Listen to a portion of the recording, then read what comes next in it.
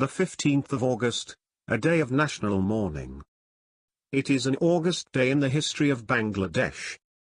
It is a day of homicide in a newly independent nation. This is an unprecedented crushed day of an August family. It was all about in the early hours of the 15th of August 1975. The 15th of August is the result of a rare assassination of the president and his other family members, followed by the birth of a new president, Khondaker Mostaq Ahmed. The architect of the country's independence, Sheikh Mujibur Rahman, was assassinated along with all his family members at dawn on the 15th of August 1975. His daughters Sheikh Rehena and Sheikh Hasina escaped as they were in Germany. Bangabandhu, his wife Fazilatunnesa, 3 sons, Captain Sheikh Kamal, Lieutenant Sheikh Jamal and Sheikh Russell, 2 daughters-in-law, Sultana Kamal and Rosy Jamal, brother Sheikh Naser, peasant leader Abdur Rob, youth leader Sheikh Fazlul and his wife Arzu Moni, baby Serniabat, Sukanta Babu, Arif and Abdul Nayeem Khan Rintu were murdered. Bangabandhu's military secretary Colonel Jamal Uddin Ahmad, Bayutam, who was later promoted posthumously to the rank of Brigadier General, was also killed during the massacre. On the same day at Muhammadpur, another family members were killed by artillery shells fired by the killers. The day is a public holiday. The government, different socio-cultural, political and professional organizations, including ruling Awami League and its associate bodies, chalk out various programs to mark the day. The President and the Prime Minister lead the nation in paying homage to Father of the Nation Bangabandhu Sheikh Mujibur Rahman by placing wreaths at the portrait of Bangabandhu in front of Bangabandhu Memorial Museum at Damandi Road No. 32 in the capital. After placing wreaths, all stand there in solemn silence for some time, showing respect to the great leader. A smartly turned-out contingent of Bangladesh Armed Forces give state salute while bugle plays tune of grief and somber. A munajat is offered seeking eternal peace of the departed souls of the August 15th carnage. Many leaders stay there in the house for some time, which now has been turned into Bangabandhu Memorial Museum. Later, the leaders go to Banani graveyard where all the deceased were laid to the eternal rest. They also place wreaths and spread flower petals on their graves. The national flag is kept half-mast at government, autonomous, semi-autonomous, educational institutions, private buildings and Bangladesh missions in abroad. The day is also observed across the country, including Faridpur and Mayapur districts, with due respect and solemnity. Sheikh Mujib's banning all political parties and declaring one-party rule was opposed by the civil society, intellectuals and many other groups. Bangladesh started experiencing chaos, corruption and food shortage. The eventual state of the nation turned into a disastrous famine. The progress stood still and reached almost a bankrupt point. The same was reflected by Mujib's commonly quoted utterances. When a country is freed, all find a gold mine. All the same I found a mine of thieves. Thieves are on my right, on my left, in front and behind, everywhere are thieves and thieves. Whatever I bring in from foreign countries, all are eaten up by these thieves. I brought 75 million blankets for 75 million people, all the same I haven't found mine either. The Jatiyo Rakhi Bahini, National Security Force, was seriously controversial. This political militia force was formed in 1972 with the status of an elite force, loyal to Sheikh Mujibur. The force performed something upside down. It did not collect the arms from the civilians as assigned, as though it would protect the Mujibur regime from falling.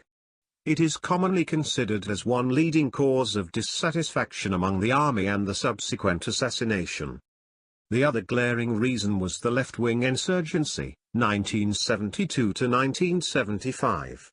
Its activities are likely to have led the ultimate assassination. Sheikh Mujib was born on the 17th of March 1920 at Gopalganj's Tunjipara, Bangabandhu burst onto the political scene with the formation of Purba Pakistan Katra League following the end of the British rule in the Indian subcontinent. He continued to rise in national politics because of his active involvement in the language movement in 1952, 1954 general elections, and Six-Point Declaration in 1966. His arrest in the Agartala conspiracy case catapulted him onto the national stage, making him the undisputed leader of the Bengalis' freedom struggle against Pakistani exploitation. He was given the title Bangabandhu after he was freed from jail in 1969. On the 7th of March 1971 he delivered the historical speech at Racecourse Maidan, now Surawadi Udayan, which inspired the Bengalis to wage an armed struggle to win independence from Pakistan. It was under his leadership that Bangladesh emerged as a sovereign country. The August 15th massacre was not commemorated for 20 years from 1975 to 1995 at national level.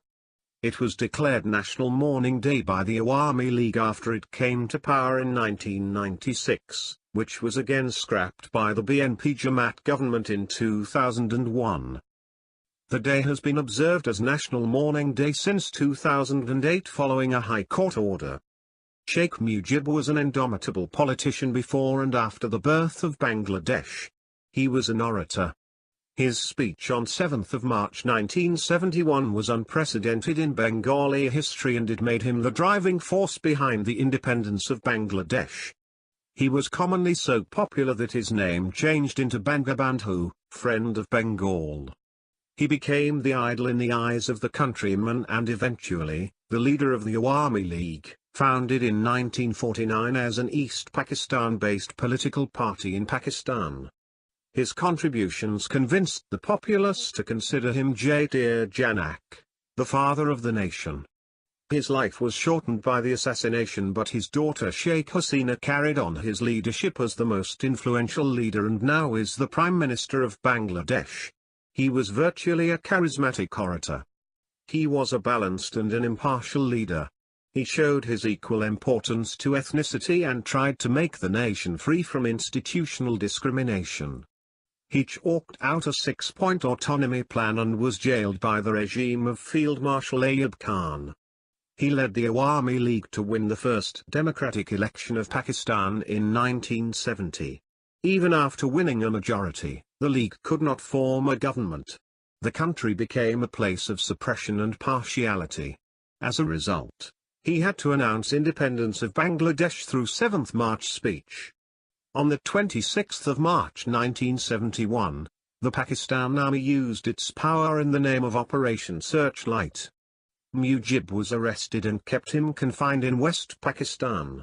Indiscriminately, Bengali civilians, students, intellectuals, politicians and military rebels were killed as part of the 1971 Bangladesh genocide. Mujib was absent, so what? Bengalis from all walks of life joined the Mukti Bahini, fought indomitably and ousted Pakistan Armed Forces. Bangladesh was born and Mujib was freed from Pakistani jail because of international pressure. He returned to Dhaka in January 1972 after a short visit to Britain and India. Sheikh Mujib was made the Prime Minister under a parliamentary procedure by the new country.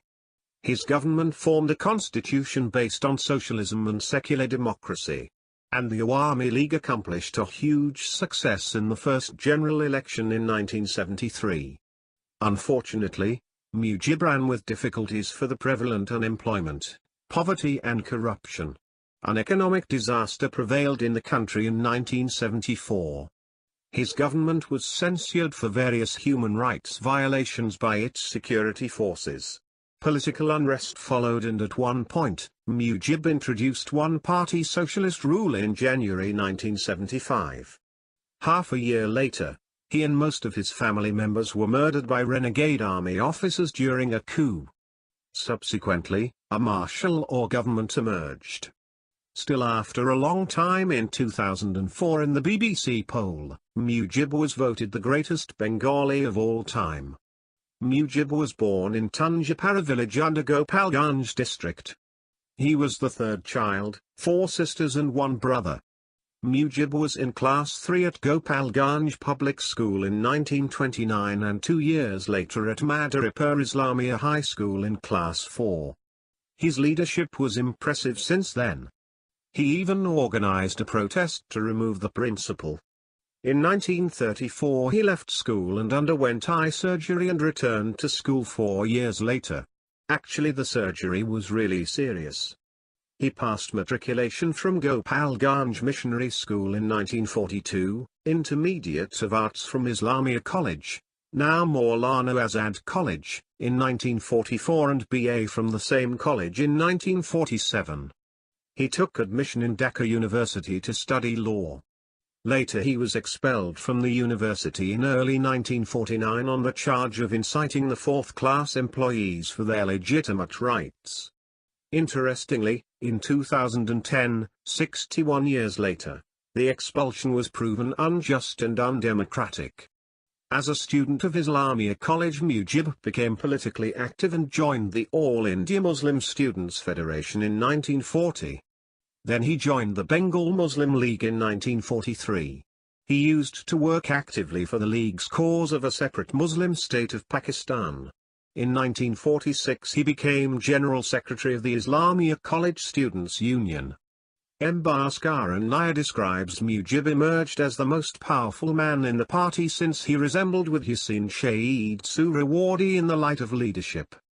He passed BA in 1947 and worked under Suhrawardi during the communal violence which broke out in Calcutta in 1946 just before the partition of India. The writer is Assistant Professor of English and Director of Language Centre, University of Information Technology and Sciences. Thanks for watching. Please subscribe to my channel.